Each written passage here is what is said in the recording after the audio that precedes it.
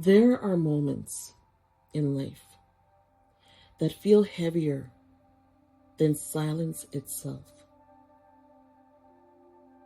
Moments where the air is thick with questions you don't have answers for. You pray, you wait, you listen, but nothing changes. And somewhere deep down, you start to wonder, is he even listening? You wouldn't say it out loud, of course. You still believe. You still hold on. But something inside you has started to drift between faith and frustration, between trust and disbelief. Because sometimes it's not that we don't believe God exists. It's that we don't believe he'll actually do what he said he would.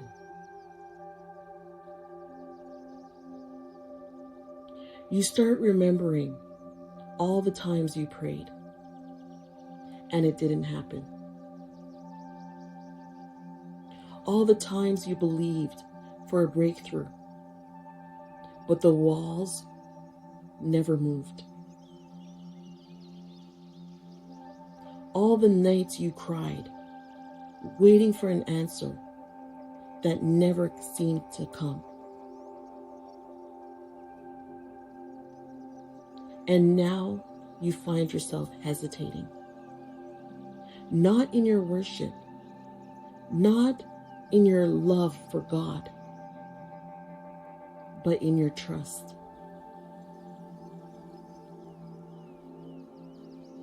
It's the quiet kind of doubt. The kind that doesn't shout or rebel. It whispers. It questions softly. It hides behind the words, "I'm fine." And maybe that's where you are right now. You're showing up. You still read your Bible, still play the worship songs, still try to believe. But deep inside, something feels disconnected. Like your heart's trying to reach for God through a fog you can't see past. Imagine this. A woman standing on a shore. The tide is calm, but her eyes are restless.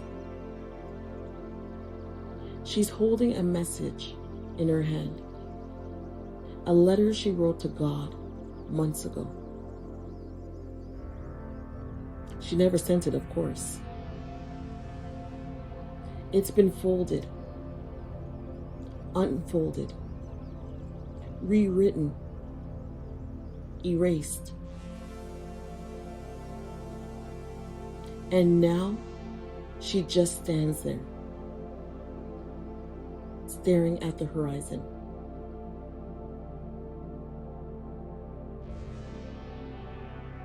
The waves roll in quietly, brushing against her feet. The sky is dim, that strange gray between day and night. She reads the letter again, and her words tremble. Lord, I've done what you ask. I've prayed. I've believed. I've tried to follow your voice. but I don't see you. I don't hear you. I don't know where you are.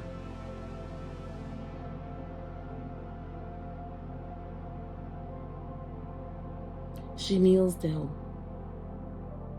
presses the letter into the sand, and watches as the tide slowly takes it away. And for a second, she feels it. That ache of surrender and the fear of silence. Because it feels like she's been talking to someone she can't touch. It feels like faith has become a one-way conversation. But what she doesn't see, what we never see in moments like that, is that the tide didn't take her words away. It carried them. Every wave that seems to erase something from our lives is so often the same one that delivers it where it was meant to go.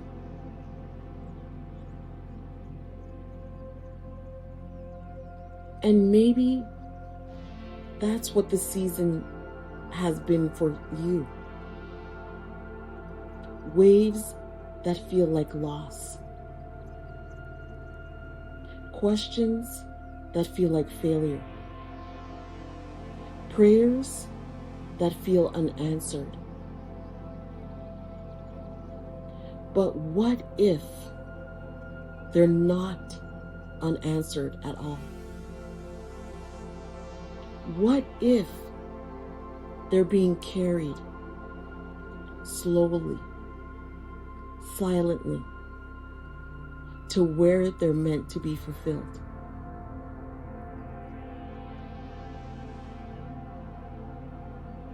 See, we often want proof before peace. We want to see before we believe.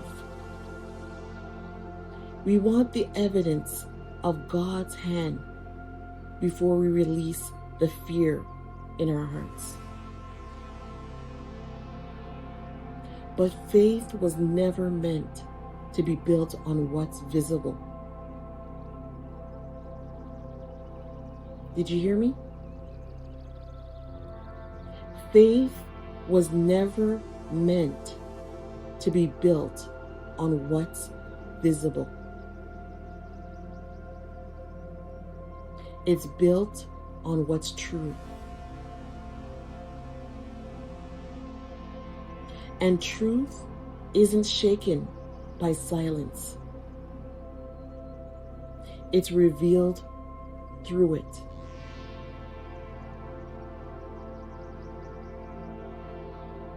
There's a verse, one that many overlook until life forces them to confront it. It's in Luke 6, verse 46. Jesus says, "Why do you call me Lord, Lord, and do not do what I say?" I have to read that verse again. Why do you call me Lord, Lord, and do not do what I say?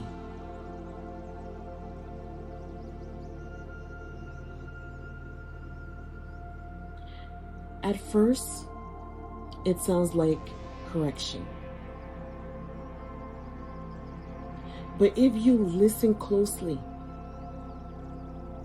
there's pain in his voice. It's not a command. It's a question. Almost like he's saying, why do you say you trust me, but live like you don't believe I'll come through? Why do you say you trust me, but live like you don't believe I'll come through?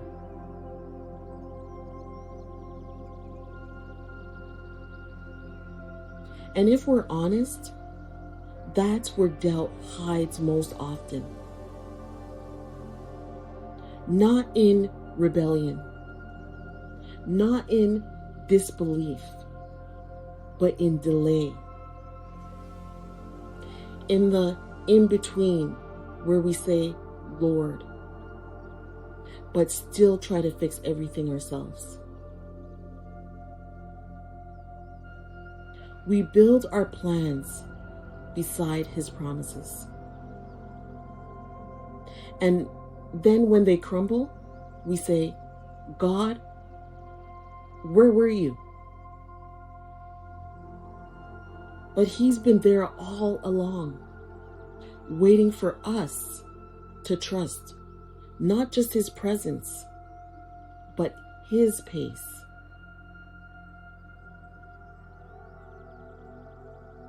Doubt isn't always loud. Sometimes it's the quiet voice that says, I'll believe when I see. But faith, the kind that moves mountains, the kind that heals, says, I'll believe even when I don't. And that's not easy. It's not neat or simple. Faith isn't always standing strong on a hill, declaring victory. Sometimes it's whispering through tears, God, I still believe you're good, even though I don't understand what you're doing. Maybe that's the most honest kind of faith. The kind that doesn't demand proof. The kind that stays. You see, when Jesus spoke those words in Luke 6, he was talking to people who called him Lord. People who believed. But he was asking, if you believe I am who I say I am, why don't you live like my words are enough? That's what most of us live in. We call him Lord with our lips, but wrestle with obedience in our hearts. We trust him in worship, but question him in waiting. But here's something most people miss. His question wasn't meant to shame. It was meant to awaken. It's not, why don't you listen to me? It's, don't you know you can?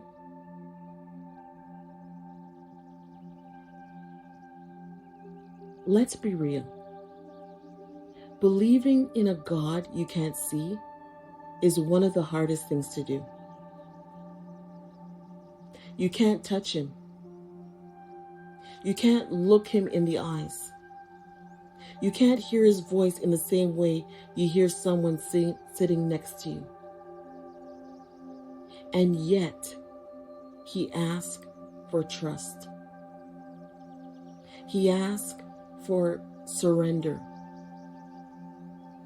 He asks for belief. That's why doubt feels so heavy. because it's trying to reconcile the invisible with the impossible. It's our soul's way of saying, I want to believe, but I don't know how to keep believing when nothing makes sense. And God doesn't despise that honesty. He meets you there. He doesn't demand perfection. He invites conversation. He's not asking you to be fearless. He's asking you to be real. Maybe your heart's been here lately, caught between faith and fear, between what you prayed for and what actually happened, between what you hoped for and what you got. And maybe you've started to wonder if He's forgotten you, if His promises were for everyone else but not you. But the truth is, He hasn't gone silent.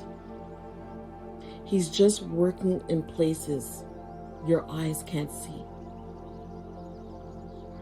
The space between your prayer and His answer isn't empty. It's sacred. It's where your roots grow deep. It's where faith stops being a word and starts becoming a life. So when you feel like doubting, don't hide from it. Bring it to Him. Because even in your questioning, you're still reaching toward faith. Even in your wondering, you're still walking toward Him. Every Lord, are you there? Is still a conversation. Every God, I don't understand, is still prayer. He doesn't love you less because you doubted. He loves you too much to leave you there. And maybe today, your faith feels like that letter in the sand, written out with hope, but slowly washed away by the tide. You're not sure if it'll ever reach Him, but what if it already has? What if He's holding it right now? Every word, every tear, every moment you thought He missed. Because He did hear you. He still does.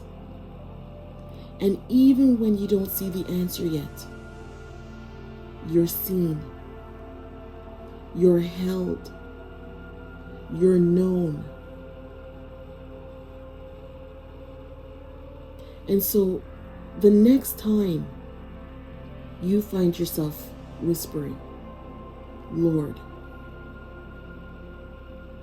remember that He's not disappointed in your doubt. He's drawing you through it. He's not asking you to prove your faith. He's teaching you to rest in it. To live like His word is more real than your fear. To trust that even when your hands are empty, His are not. That's what Luke 6 verse 46 really comes down to. It's not a rebuke. It's an invitation to stop living like you might fail and start trusting like He never will.